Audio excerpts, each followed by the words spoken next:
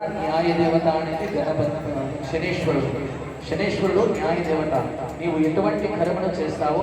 శని పూజంచకారయత శనిధ్యాన ప్రవక్ష్యామి ప్రాణఘాత్ పీడోపశాంతయే.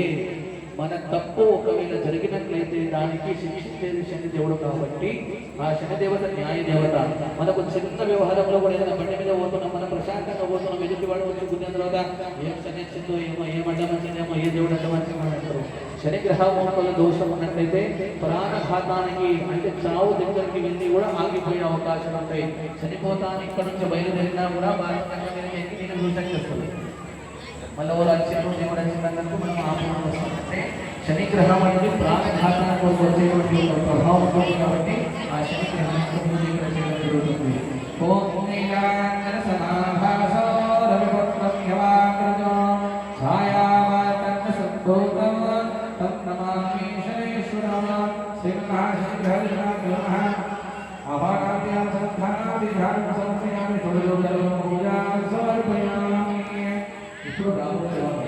రాహువాల్సిన సంక్రాంతి రాహుధ్యాన్ని చక్షుపీడోపశాంతయే.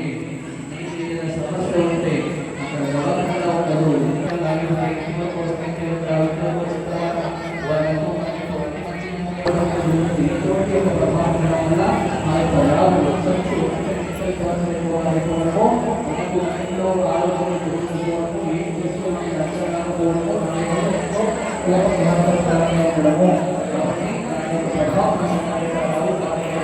కాబట్టి అరగడాయ మహావీర్య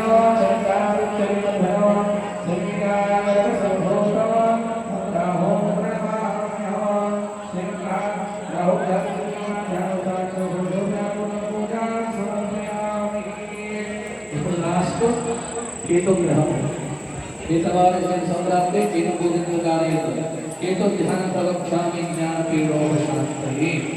నీకు ఎంతటి తెలివి ఉన్నా, ఎంతటి హోదా ఉన్నా, ఎంతటి వ్యవహారం ఉన్నా, ఎక్కడ ఏ విధంగా ఉండాలి, ఎక్కడ ఏ వ్యవహారం చేయాలి, ఎవరితో ఎంత మాట్లాడాలి, ఎవరితో ఏ విధమైనటువంటి వ్యవస్థ అనేది ఉంచాలి, నీ దగ్గర అన్నీ ఉన్నా కూడా నీకు మాట, తీర్పు, బుద్ధి, జ్ఞానం ఏది నీకు అనుకూలిత ప్రకారంగా సహకరించినప్పుడు, నీకు అనుకూలిత ప్రకారంగా ఉండనప్పుడు దానికి కేతు అనేది వక్రీకరణ స్థానంలో ఉండడం వల్ల కేతు అనేది మనకు దగ్గర వరకు వెళ్ళలేకపోవడం, మంచి వాళ్ళతో స్నేహం చేయలేకపోవడం, మంచి వాళ్ళతో స్నేహంగా ఉన్నా కూడా మనం దుష్ప్రభావ ప్రకారంగా ఉండడం, అక్కడ మన ఆలోచనలు విచారాలు ఏది నిలవనివ్వకపోవడము, మంచి ఉత్తరితో వచ్చే స్థానంలో మనకి అక్కడి నుంచి తీసేయడం, అక్కడి నుంచి వాళ్ళతో అపరాధాలు పెట్టుకోవడం, అక్కడి నుంచి వాళ్ళతో గొడవలు పెట్టుకోవడం, ఇటువంటి ఒక వ్యవస్థ జరుగుతుంది. కాబట్టి ఆ